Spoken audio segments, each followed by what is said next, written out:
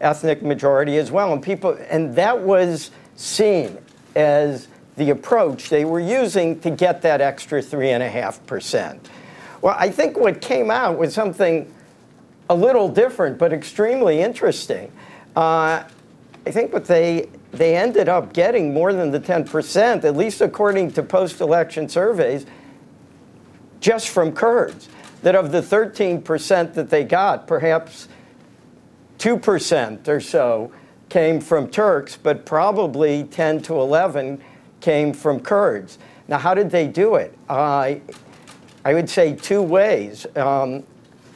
First of all, they dramatically increased their vote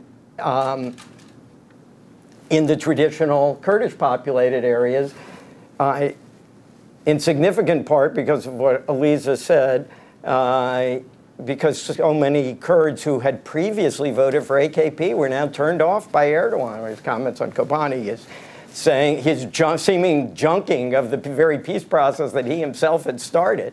And so I think that was one way. And some of these numbers, I mean, I won't go through them all, but I mean, there's some amazing statistics. In Diyarbakir, HDP went up compared with the previous, the independents in the previous election, went up from 61 to 78%, whereas AKP dropped from 32 to 14%.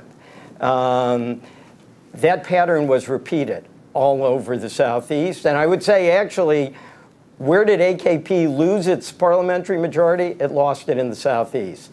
That's where it took its biggest hits. By the way, it lost votes in every single province compared with 2011, but it lost the most of them in the Southeast. That was one way they approached the 10%.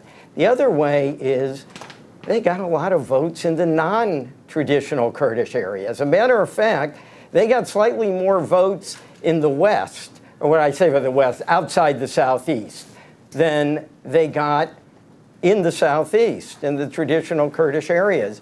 They won, I believe it was 11.5% of Istanbul. They won over 10% in Izmir. They picked up seats in Bursa, and certainly in Mersin, and they picked up a seat in Antalya. They picked up a seat in Adana.